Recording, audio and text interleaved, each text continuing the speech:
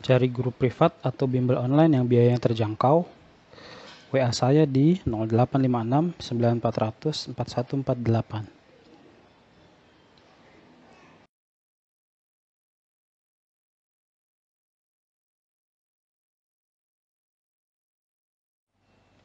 Informasi dari peta tematik dasar yang dapat digunakan untuk analisis oceanografi adalah tinggi dan amplitudo gelombang laut, temperatur dan warna air laut, arah dan kecepatan arus laut, pasang dan surut air laut, atau lebar dan panjang garis pantai. Nah, ini adalah contoh dari peta oceanografi. Peta yang datanya berkaitan dengan kelautan. Dalam hal ini thermohaline circulation.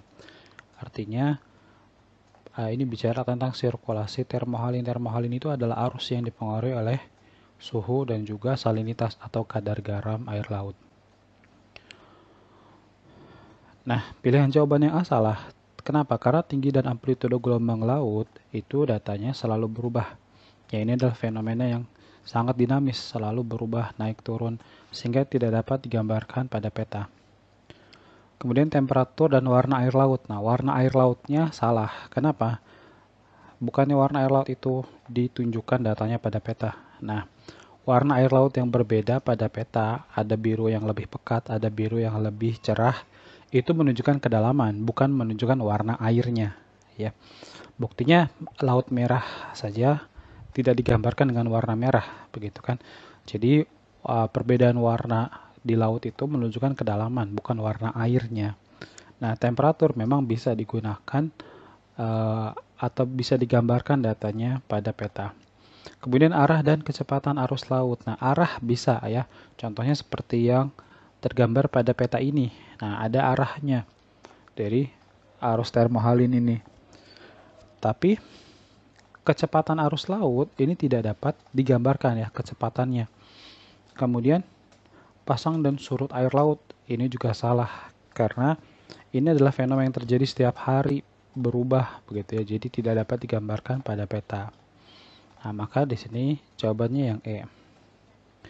Dari semua pilihan jawaban, data tentang laut atau oceanografi yang dapat diperoleh dari peta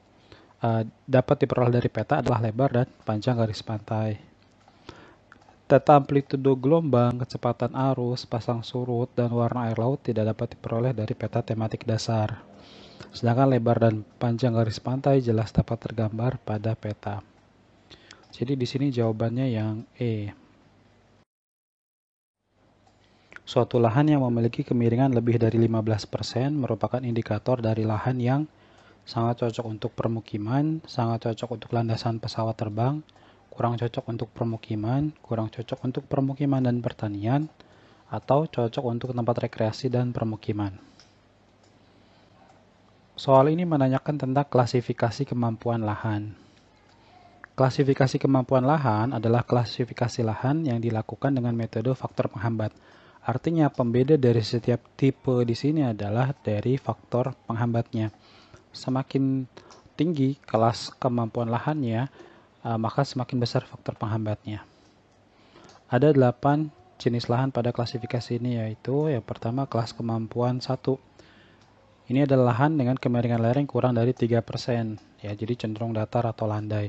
Sesuai untuk berbagai penggunaan pertanian, termasuk untuk permukiman juga. Jadi kita perlu ingat bahwa permukiman itu harus dibangun atau idealnya dibangun di area yang datar. Apalagi landasan pesawat terbang, ini kan wajib banget harus datar ya. Kemudian kelas kemampuan 2, lereng yang landai atau berombak. Ketinggiannya lebih dari 3%. Nah, 3-8% tepatnya. Kemudian ciri berikutnya kepekaan erosi atau tingkat erosinya sedang, sesuai untuk penggunaan tanaman semusim, tanaman rumput, padang penggembalaan, hutan produksi, dan cagar alam. Berikutnya kelas kemampuan 3. Ini adalah lereng yang agak miring atau bergelombang. Jadi semakin curam lagi ya, semakin miring lagi. Yaitu lebih dari 8%. Nah, antara 8-15%. Kemudian kepekaan erosinya agak tinggi sampai tinggi. Dapat digunakan untuk tanaman semusim, tanaman rumput, padang rumput, hutan produksi, hutan lindung, dan suaka marga satwa. Berikutnya kelas kemampuan 4. Nah, ini adalah lereng yang miring atau berbukit dengan kemiringan 15-30%. Kepekaan erosinya sangat tinggi, kemudian dapat digunakan untuk tanaman semusim, tanaman rumput, hutan produksi, padang penggembalaan, hutan lindung, dan cagar alam. Berikutnya kelas kemampuan 5, terletak pada topografi datar tetapi tergenang air, selalu terlanda banjir, hanya sesuai untuk tanaman rumput, penggembalaan, hutan produksi, atau hutan lindung dan cagar alam.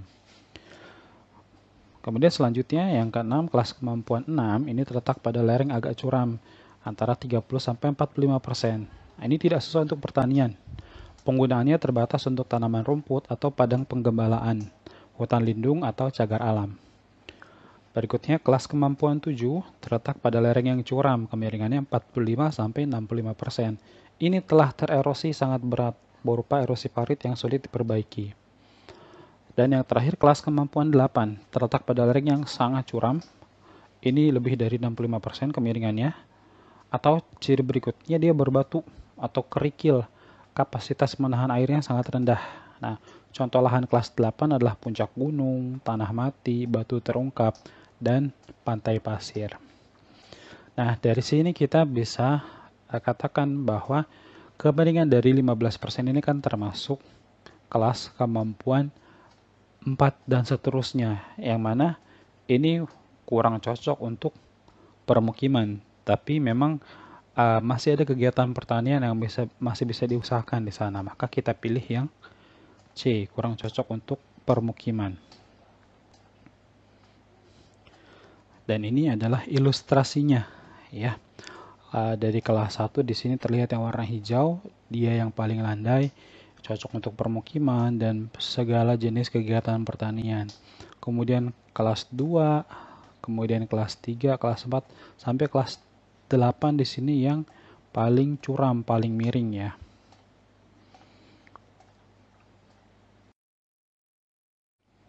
Konversi gambut di wilayah dataran rendah Pulau Sumatera dan Kalimantan menjadi lahan pertanian akan mengakibatkan muka air tanah naik, air sungai meningkat, muka air tanah turun, evaporasi meningkat, atau infiltrasi berkurang. Sebelum dimanfaatkan untuk budidaya atau bercocok tanam, lahan gambut harus dibuatkan kanal, drainase, jadi maksudnya saluran air ya, untuk menurunkan permukaan air tanah, sehingga lahan gambut menjadi kering dan dapat ditanami. Nah, ini contoh gambarnya ya. Di sini judulnya dampak alih fungsi lahan gambut terhadap penurunan permukaan. Nah, pembuatan kanal-kanal ini akan menyebabkan penurunan permukaan gambut atau subsidensi. Jadi jawabannya adalah yang C, muka air tanah turun. Faktor yang menyebabkan beragamnya terumbu karang di perairan Raja Ampat dan Teluk Cendrawasih, Papua adalah keberagaman ikan dan suhu hangat, perairan dangkal dan keberagaman ikan, perairan jernih dan jalur pelayaran, suhu hangat dan perairan jernih, atau jalur pelayaran dan suhu hangat. Nah, ini foto di Raja Ampat ya. Terlihat di situ tempat yang sangat indah, perairan yang sangat jernih. Syarat habitat terumbu karang diantaranya adalah perairan yang dangkal, suhu yang hangat, dan juga air yang jernih. Keberadaan terumbu karang yang dapat melindungi dari predator membuat ikan senang berada di sekitar terumbu karang. Jadi bukan sebaliknya, bukan keberagaman ikan yang menyebabkan beragamnya terumbu karang. Tapi karena keberadaan terumbu karang ini, nah maka ikan jadi senang tinggal di situ. Gitu ya. Jadi di sini kita pilih yang D, suhu hangat dan perairan jernih. Keberagaman ikan tadi udah kita jelaskan itu salah. Karena kebalik, karena adanya terumbu karang maka jadi ada ikan di situ. Kemudian pilihan jawaban yang lain, jalur pelayaran ini jelas salah banget ya. Jadi masa gara-gara jalur pelayaran terus di situ jadi tumbuh atau muncul terumbu karang, kan nggak ada hubungannya sama sekali. Justru mungkin ini dua hal yang berlawanan gitu ya. Maksudnya jalur pelayaran itu harus menghindari terumbu karang. Nah, kenapa? Karena nggak boleh merusak gitu kan, nggak boleh merusak, dan juga bukan cuma terumbu karang yang bisa rusak, kalau kapal itu memaksakan lewat, tapi kapalnya pun juga bisa rusak begitu ya kalau memaksakan diri melewati terumbu karang. Kalau ya istilahnya nyangkut lah gitu ya nanti di terumbu karang, kapal bisa rusak. Jelas di sini jawabannya yang D, suhu hangat dan perairan jernih. Faktor iklim yang memungkinkan keberadaan hutan sabana tropik yang luas di Provinsi Nusa Tenggara Barat adalah suhu udara tinggi, suhu rendah pada musim hujan, tekanan udara rendah, curah hujan yang rendah, atau kelembapan udara tinggi. Nah, di sini ada peta analisis curah hujan di Indonesia ya, terlihat bahwa semakin hijau suatu wilayah di sini semakin tinggi curah hujannya. Nah, maka sebaliknya di sini ya ditandai dengan warna yang ke arah coklat gitu ya. Jadi semakin dia coklat semakin rendah curah hujannya. Indonesia memiliki curah hujan yang lebih tinggi di bagian barat. Jadi Sumatera dan Kalimantan ini secara umum punya curah hujan yang lebih tinggi begitu ya. Karena wilayahnya terletak di barat. Hal ini membuat vegetasi yang terbentuk juga berbeda. Sumatera dan Kalimantan dengan curah hujan tergolong paling tinggi menjadikannya memiliki hutan hujan tropis. Kemudian Jawa dengan curah hujan sedang menjadikannya memiliki hutan musim. Dan Kepulauan Nusa Tenggara karena tergolong rendah curah hujannya menjadikannya memiliki sabana tropis. Nah, perhatikan di sini ya yang ditandai dengan warna merah. Nusa Tenggara terlihat bahwa dia warnanya coklat, menunjukkan bahwa curah hujannya rendah. Jadi di sini jawabannya yang D, curah hujan rendah.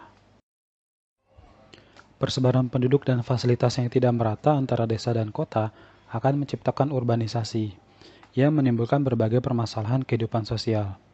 Salah satu program pemerintah Republik Indonesia untuk mengatasi permasalahan tersebut adalah Program Keluarga Harapan, Program Keluarga Berencana, Program Nasional Pemberdayaan Masyarakat, Program Raskin, atau Program Jamkesmas.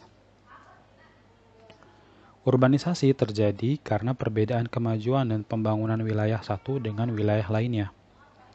Warga desa pindah ke kota untuk mendapatkan kehidupan yang lebih baik dan pekerjaan dengan gaji yang lebih tinggi. Solusi dari permasalahan ini adalah pemerataan pembangunan dan peningkatan daya masyarakat. Masyarakat desa dengan tingkat kesejahteraan yang kurang diharapkan dapat terbantu dengan program pemerintah yang disebut Program Nasional Pemberdayaan Masyarakat atau PNPM Mandiri. Nah, ini logonya ya, Program Nasional Pemberdayaan Masyarakat Mandiri, PNPM Mandiri. PNPM Mandiri adalah program nasional dalam wujud kerangka kebijakan sebagai dasar dan acuan pelaksanaan program-program penanggulangan kemiskinan berbasis pemberdayaan masyarakat. Pemberdayaan masyarakat adalah upaya untuk menciptakan atau meningkatkan kapasitas masyarakat, baik secara individu maupun berkelompok, dalam memecahkan berbagai persoalan terkait upaya peningkatan kualitas hidup, kemandirian, dan kesejahteraannya. Pemberdayaan masyarakat memerlukan keterlibatan yang besar dari perangkat pemerintah daerah, serta berbagai pihak untuk memberikan kesempatan dan menjamin keberlanjutan berbagai hasil yang dicapai. Jadi di sini jawabannya yang C, Program Nasional Pemberdayaan Masyarakat atau yang disingkat dengan PNPM. Interaksi penglaju Bekasi-Jakarta lebih besar dibandingkan dengan penglaju Karawang-Jakarta.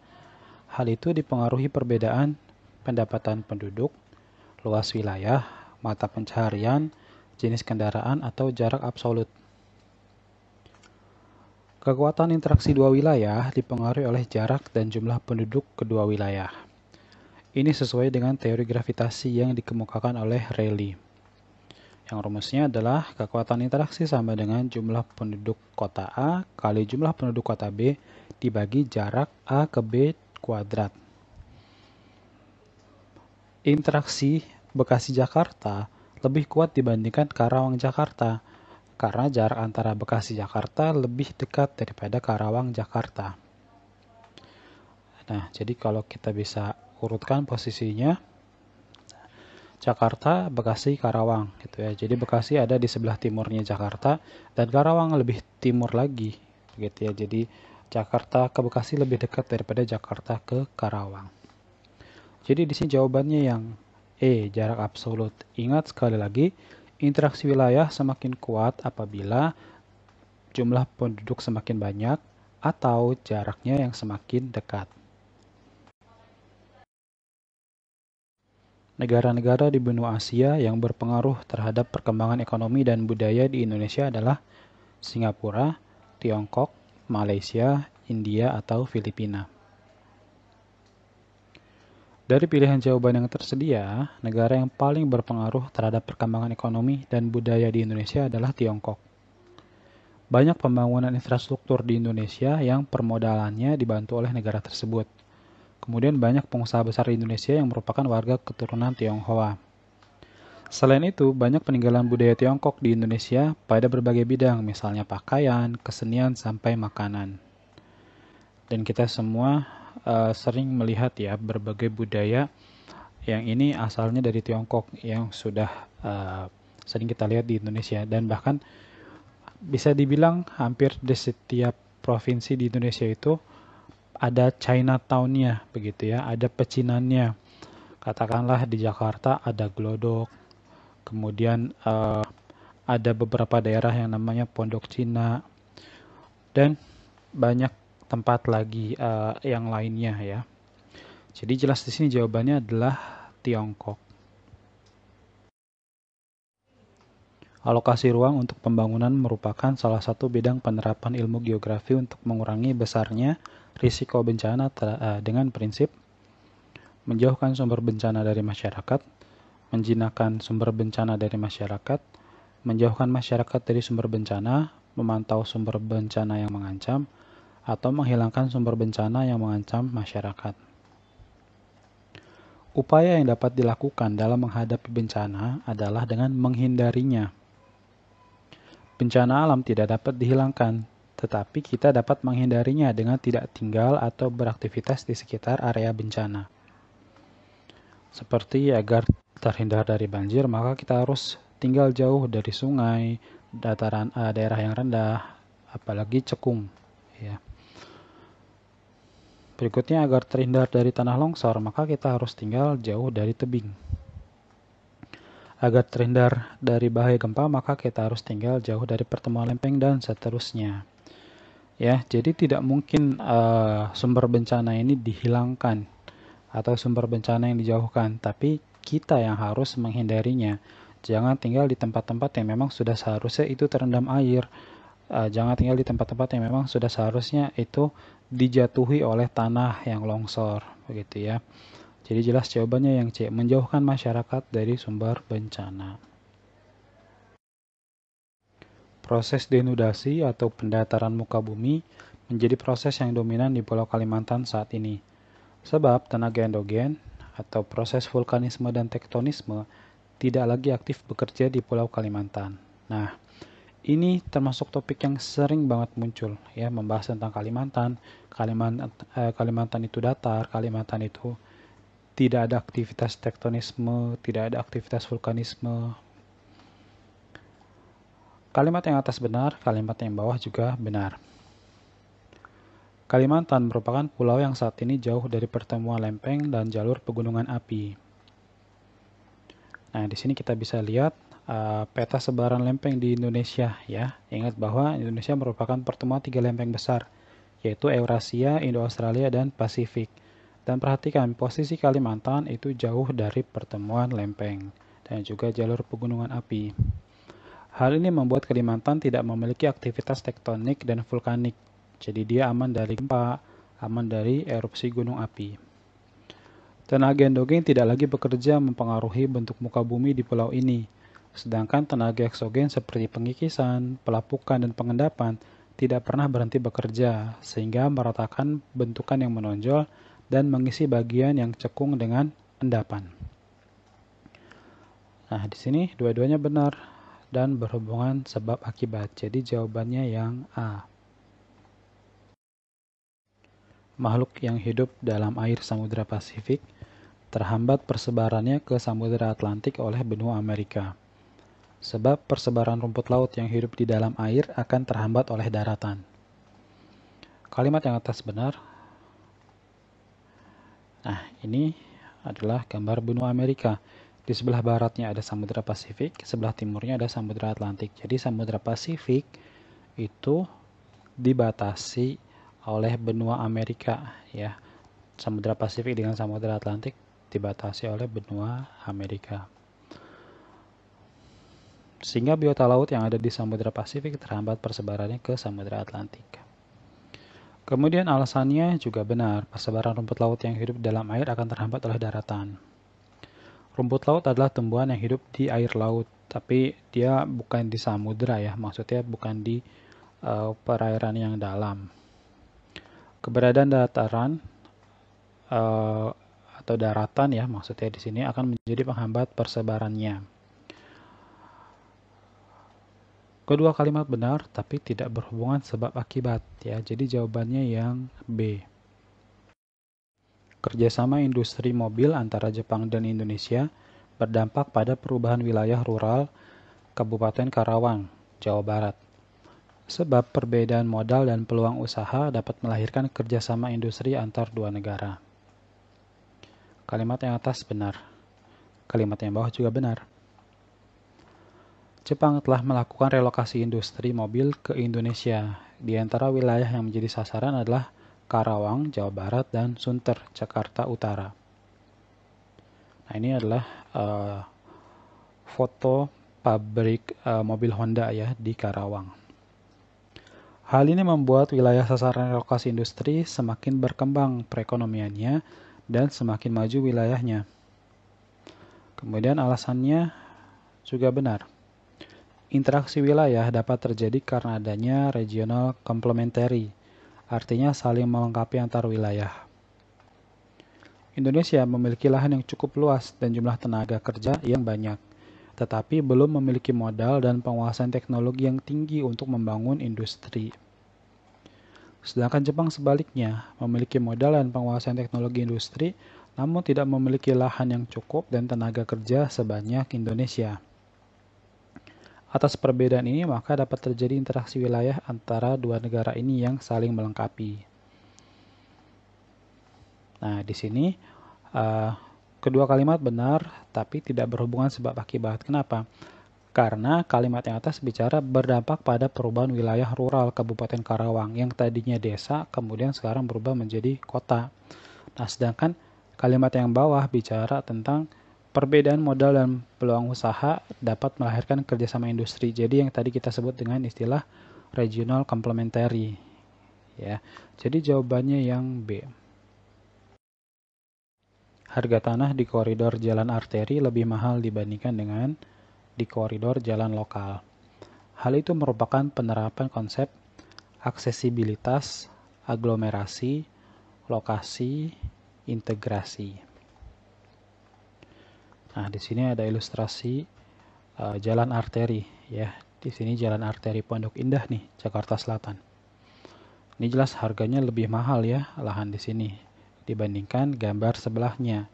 Ini koridor jalan lokal, jadi jalan kampung lah kalau bahasa sehari-harinya.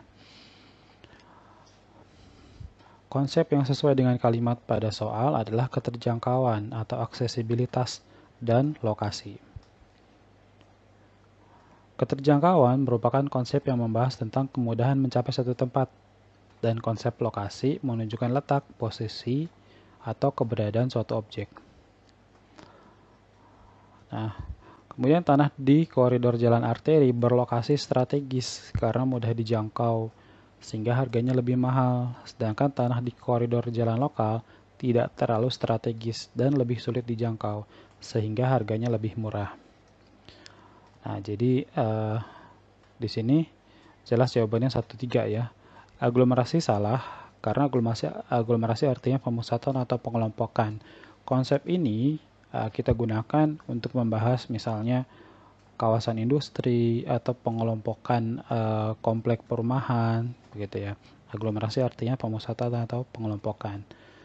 Nah, kemudian integrasi juga salah karena tidak ada konsep integrasi dalam 10 konsep esensial geografi. Jadi di sini jawabannya yang B, 1 dan 3. Kenaikan suhu air laut di Indonesia yang merupakan indikasi perubahan iklim dapat mengakibatkan abrasi pantai terjal, timbulnya angin laut, intrusi air laut ke daratan, kerusakan terumbu karang. Nah, di sini jawabannya cuma nomor 4 yang benar ya, jadi D. Kenapa?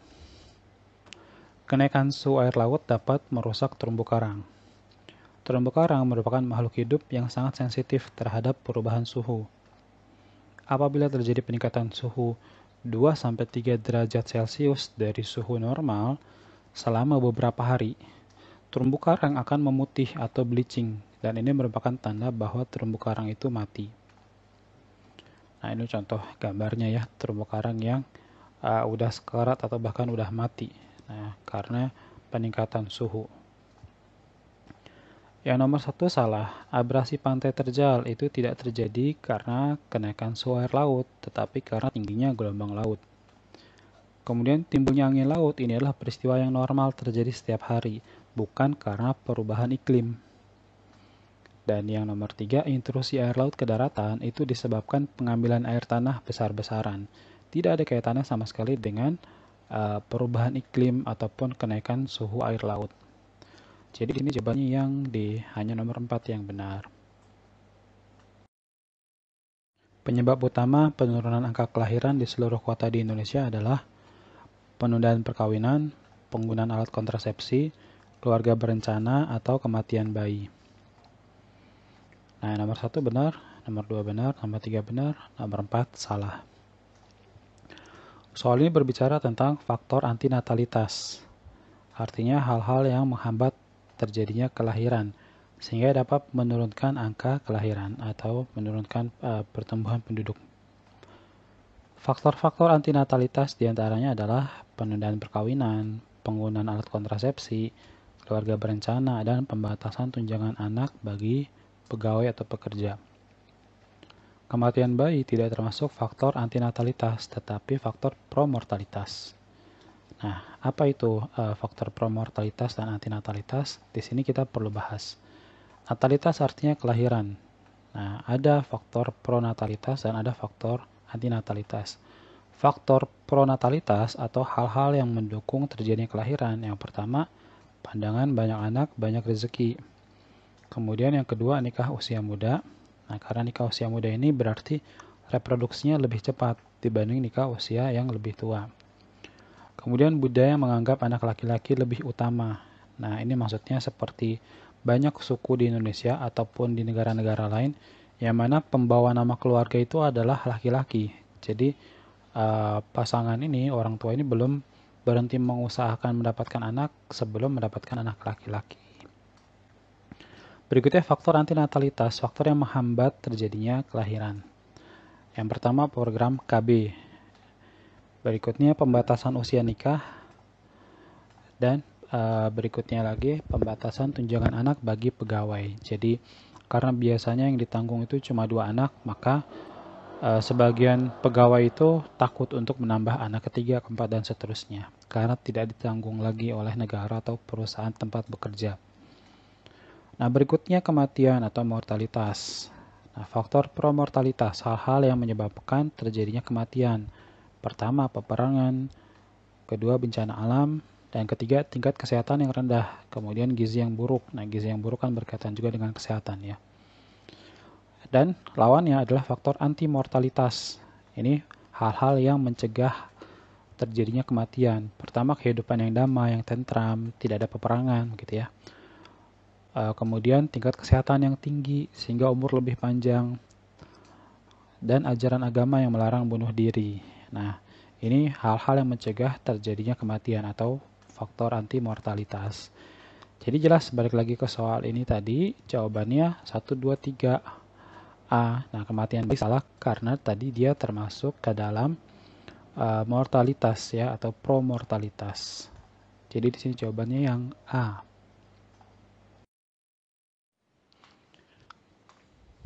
Ada kritik, sanggahan, atau pertanyaan? Silakan sampaikan di kolom komentar. Terima kasih.